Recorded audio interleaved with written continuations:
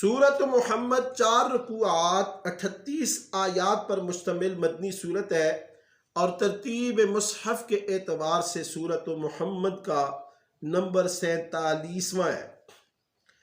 اس سورت کی دوسری آیت میں سرکار دو عالم صلی اللہ علیہ وسلم کا نام نامی اسم گرامی مذکور ہے۔ اسی مناسبت سے اس سورت کا نام سورت محمد رکھا گیا۔ اس صورت میں حضور نبی کریم صلی اللہ علیہ وسلم آپ کے صحابہ کے تذکرے ہیں، جہاد کے احکام ہیں، قیدیوں کے متعلق قانون سازی کی گئی ہے اور صلح کے متعلق بھی قرآنی تعلیمات اس صورت محمد میں مذکور ہے۔ سب سے پہلے اللہ رب العزت نے فرمایا الذین کفروا وصدوا عن سبیل اللہ اضل اعمالہم، اللہ کے راستے سے روکنے والے کافروں کے اعمال ضائع ہو جاتے ہیں جبکہ ایمان اور اعمال صالحہ والے کامیابیوں سے امکنار ہوتے ہیں۔ مومنین کامیاب، مشرکین اور کافرین ناکام اور نامراد ہوتے ہیں۔ کافروں سے جب اے ایمان والو فَإِذَا لَقِيتُمُ الَّذِينَ كَفَرُوا فَضَرْبَ الرِّقَابِ، کافروں سے جب تمہارا مقابلہ ہو تو سستی مت دکھاؤ، رائے فرار مت اختیار کرو، ان کی گردنیں مارو، انہیں قتل کرو۔ جب تم کفر کی شان و شوکت کو توڑ چکو تو پھر ان کے باقی ماندہ افراد کو گرفتار کر لو اور ان کو رسیوں میں مضبوط باندھ لو۔ فشد الوثاق، ان کو رسیوں میں مضبوطی سے باندھ لو۔ پھر تم مسلمانوں کی مصلحت کے پیش نظر چاہو تو ان پر احسان کر کے آزاد کر دو، چاہو تو فدیہ لے کر ان کو چھوڑ دو، مگر حقیقی مقصد یہ ہو کہ ان کی جنگی قوت، حربی صلاحیت کو ختم کرنا، یہ تمہارا بنیادی مقصد ہونا چاہیے۔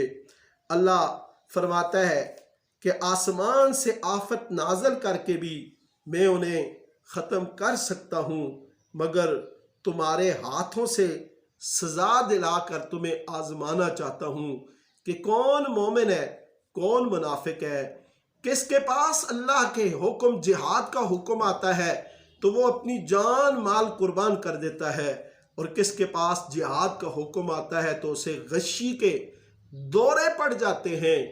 اللہ مومن اور منافق میں فرق کر کے اس دنیا میں چھوڑے گا اور حقیقت اور حق اور باطل کو واضح کر دے گا۔ پھر اللہ رب العزت نے فرمایا شہدائے اسلام کے اعمال ضائع نہیں ہوں گے۔ اے ایمان والو، اگر تم اللہ کے دین کی مدد کرو گے تو اللہ تمہاری مدد فرمائے گا اور تمہارے قدم جما دے گا۔ ان تنصروا اللہ ینصرکم ویثبت اقدامکم، اور دنیا میں چل پھر کر تم مجرمین کا انجام دیکھ لو۔ اللہ تعالیٰ ایمان والوں کا مددگار ہے اور کافروں کا کوئی مولا نہیں، کافروں کا کوئی مددگار نہیں۔ ان اللہ مولا الذین آمنوا وَأَنَّ الْكَافِرِينَ لَا مَوْلَى لَهُمْ۔ دوسرے رکوع میں اللہ رب العزت نے ایمان والوں اور اچھے کام کرنے والوں کو جنت کا مستحق قرار دیا۔ کافروں کی جو زندگی ہے وہ چند دن، چند روزہ زندگی کے مزے وہ لوٹ رہے ہیں اور ایسے کھا پی رہے ہیں جس طرح کے جانور کھاتے پیتے ہیں۔ والذین کفروا یتمتعون ویأکلون کما تأکل الانعام، وہ کافر اس طرح کھا پی رہے ہیں جس طرح کے جانور کھاتے ہیں۔ اور پھر اللہ رب العزت نے جنتی لوگوں کا ذکر کیا اور جنت کی نعمتوں کا ذکر کیا کہ ایسی نہریں ہیں فیہا انہار من ماء غیر آسن، کبھی باسی اور خراب نہ ہونے والا پانی ہے۔ وَأَنْهَارٌ مِّن لَبَنٍ لَّمْ يَتَغَيَّرْ طَعْمُهُ، اور دودھ کی نہریں جن کا ذائقہ کبھی خراب نہیں ہوگا، وَأَنْهَارٌ مِّنْ خَمْرٍ لَذَّةٍ لِلشَّارِبِينَ، اور خالص اور شفاف شراب طہور کی ایسی نہریں ہیں جو لذت سے معمور ہوں گی، اور خالص وَأَنْهَارٌ مِّنْ عَسَلٍ مُّصَفًّى، اور خالص اور شفاف شہد کی نہریں ہوں گی، ہر طرح کے پھل ان کو ملیں گے۔ اور پھر آخر میں فرمایا آپ یقین رکھیں کہ اللہ کے سوا کوئی معبود نہیں، آپ اپنے لیے بھی اور مومن مردوں اور عورتوں کے لیے بھی مغفرت طلب کریں۔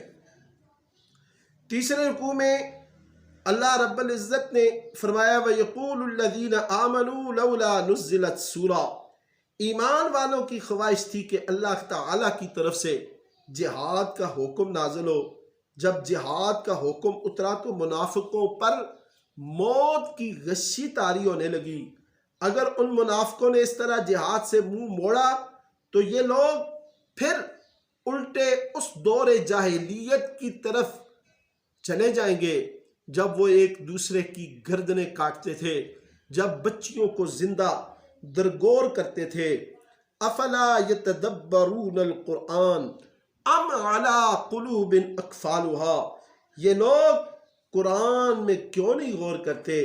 کیا ان کے دلوں پر قفل تالے لگے ہوئے ہیں؟ چوتھے رکوع میں اللہ رب العزت نے ان لوگوں کے دلوں کا کھوٹ ظاہر کیا، ان منافقین کا کھوٹ ظاہر کیا جن کا یہ خیال تھا کہ ہمارے دل کے مرض کو کوئی نہیں جانتا۔ اللہ رب العزت تو ہر شخص کی دلوں کی حالتوں کو، آنکھوں کی خیانتوں کو وہ جانتا ہے۔ منافقین سمجھتے ہیں کہ ان کے دلوں کا کھوٹ ظاہر نہیں ہوگا، حالانکہ ان کی شکل و صورت، لب و لہجہ ان کے دلوں کی بیماری کا پتہ دے رہے ہیں۔ ہم جہاد کی آزمائشی بٹی میں ڈال کر ثابت قدم مجاہدین کو منفرد و ممتاز بنا کر منافقین کو ان سے جدا کر دیں گے۔ اے ایمان والو، تم کمزوری دکھا کر صلح کا مطالبہ ہرگز مت کرو، تم ہی غالب ہوگے۔ اللہ کی مدد تمہارے شامل حال رہے گی اور وہ تمہارے اعمال کو ضائع نہیں کرے گا۔ البتہ اے ایمان والو، اگر کافر صلح کی درخواست کریں تو مسلمان اپنے مفاد میں اس کو دیکھ کر ان کی اس صلح پر غور کریں۔ جب جہاد کے لیے مال خرچ کرنے کا مطالبہ ہو تو بخل نہ کرو۔ منافقین بخل کا مظاہرہ کرنے لگتے ہیں۔ فَمِنْكُمْ مَنْ يَبْخَلْ وَمَنْ يَبْخَلْ فَإِنَّمَا يَبْخَلُ عَنْ نَفْسِهِ، اللہ کے رستے میں جو اس نے مال دیا اس کے رستے میں خرچ کرنے سے جو بخل کرتا ہے وہ بخل کر کے، بخیلی کر کے اپنا ہی نقصان کرتا ہے۔ وَاللَّهُ الْغَنِيُّ وَأَنْتُمُ الْفُقَرَاءُ، اللہ غنی ہے تم فقیر ہو۔ وَإِن تَتَوَلَّوْا يَسْتَبْدِلْ قَوْمًا غَيْرَكُمْ ثُمَّ لَا يَكُونُوا أَمْثَالَكُمْ، اگر تم نے جہاد سے پہلو تہی کی، اللہ کے دین کو اپنی زندگی پر نافذ نہ کیا تو اللہ تمہیں ہٹا کر کسی دوسری قوم کو لے آئے گا، اور وہ قوم تمہاری طرح سستی اور بخل کا مظاہرہ نہیں کرے گی، بلکہ ہر معاملے میں اللہ کے احکام کو، اللہ کے دین کو اپنی زندگیوں پر نافذ کرے گی۔